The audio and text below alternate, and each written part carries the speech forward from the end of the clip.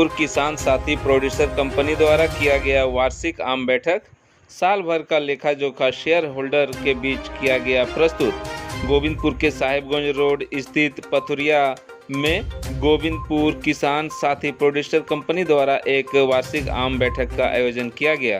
कार्यक्रम में मुख्य रूप से नाबार्ड के डीडीएम रवि कुमार लोहानी, कृषि विज्ञान केंद्र के वैज्ञानिक, जिला कृषि कार्यालय से सुशांत एवं प्रिया, प्रखंड कृषि पदाधिकारी जसीम अख्तर उपस्थित रहे। वहीं गोविंदपुर किसान प्रोड्यूसर कंपनी के अब्दुल कयूम, अनुपम मोदी एवं अन्य पदाधिकारी उपस्थित रहे। मीडिया से बात करते हुए मंचासीन पदाधिकारियों ने क्या कुछ कहा, देखें इस विशेष रिपोर्ट में।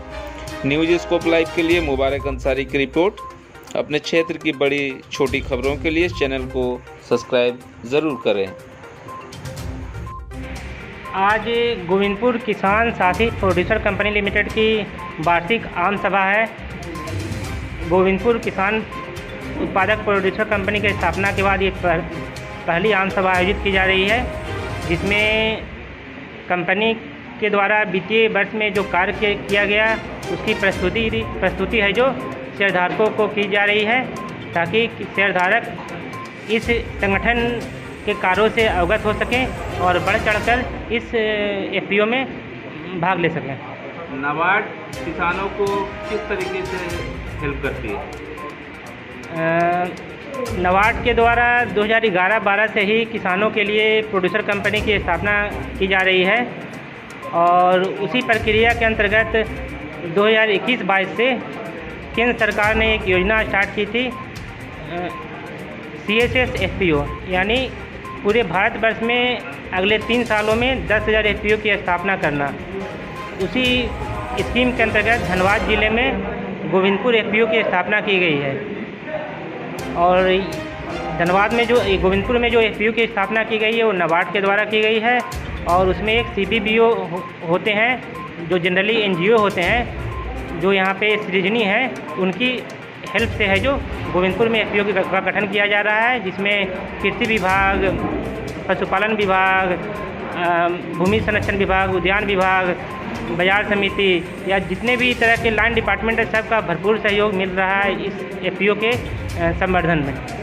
FPO को नाबार्ड किस तरीके से हेल्प जो है कर रही है? नाबार्ड के द्वारा FPO की मदद है जो तकनीकी सहायता और वित्तीय सहायता के साथ की जाती है। सबसे पहले CBBO का चयन किया जाता है, यानी एक NGO का चयन किया जाता है जो हो चुका है, और उसके बाद NGO को ब्लॉक अलॉटमेंट किया जाता है, जिसमें ब्लॉक का वो पूरा ये सर्वे करते हैं। सर्वे करने के बाद क्योंकि ब्लॉक काफ़ी बड़ा है, किसी खास प्रक्षेत्र से यानी किसी खास एरिया से FPO की शुरुआत करनी है तो उसका सर्वे किया जाता है और उसके बाद FPO का गठन किया जाता है। FPO का गठन हो जाने के बाद नाबार्ड FPO को भी एक स्वीकृति प्रदान करती है अगले 3 सालों के लिए, उनको वित्तीय मदद देने के लिए किस तरह से वो FPO का कार्य करेंगे। और नाबार्ड के एक अधिकारी जिला में होते हैं, जैसे मैं धनबाद में हूँ, DDM नाबार्ड, वो ग्राउंड स्तर पे जो FPO का गठन किया जाता है उसका वो देख रेख करते हैं। इसके अतिरिक्त जिला स्तर पे DC महोदय की अध्यक्षता में एक कमेटी भी गठित है जो समय पर बैठक होती है, जिसमें FPO के कार्य का समीक्षा किया जाता है। अपना नाम बताइए। मैं रवि कुमार लोहानी, DDM नाबार्ड धनबाद। नाबार्ड के द्वारा FPO का गठन किया गया है, तो कृषि विज्ञान केंद्र भी जो है FPO को क्या मदद कर रही है?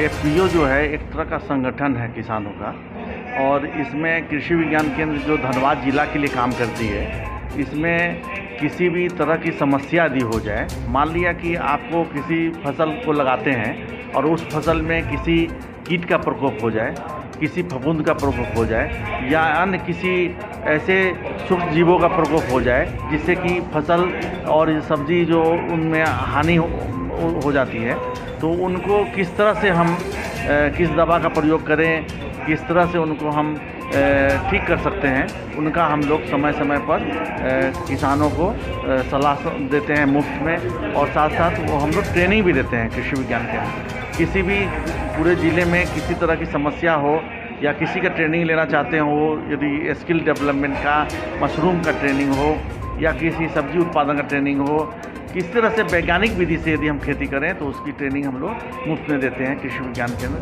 जो बलियापुर में अवस्थित है और धनबाद जिले के लिए काम करता है। अपना नाम और पता। मेरा नाम डॉक्टर नवीन कुमार हुआ और मैं कृषि वैज्ञानिक पौधा संरक्षण से हूँ।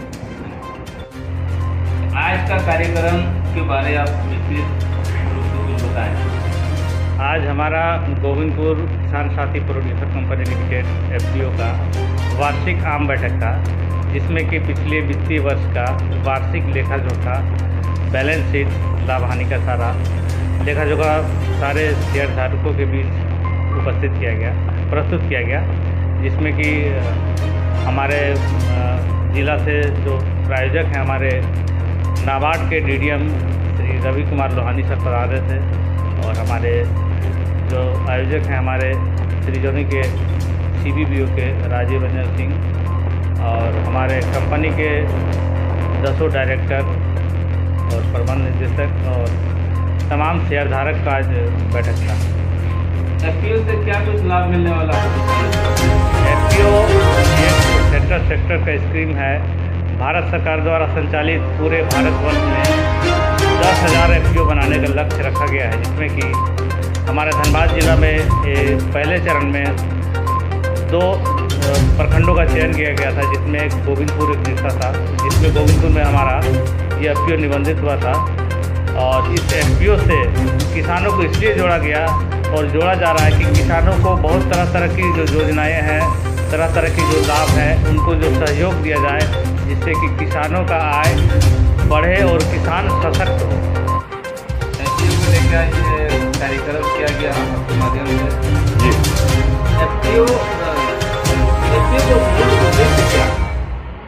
एफपीओ का आज का जो ये प्रोग्राम है, ये उनका वार्षिक आम बैठक है। इसमें जो एफपीओ में जो भी किसान शेयर होल्डर जुड़े हुए हैं, उनको ये बताना होता है कि पिछले साल वित्तीय वर्ष में हमने क्या पाया या क्या खोया, और अगले साल का हमारा क्या लक्ष्य है। रही बात कि एफपीओ से किसानों को क्या फ़ायदा है, तो मैं बता दूं कि अभी जो इस हमारे एफपीओ में सीड और फर्टिलाइज़र का लाइसेंस मिल गया है। अभी जहाँ आप हैं, ये हमारा आउटलुक है, देख ही रहे हैं यहाँ पे, फर्टिलाइज़र भी है और सीड भी अवेलेबल है, जो कि किसानों को वाजिब दाम में यहाँ से हम मुहैया करा रहे हैं।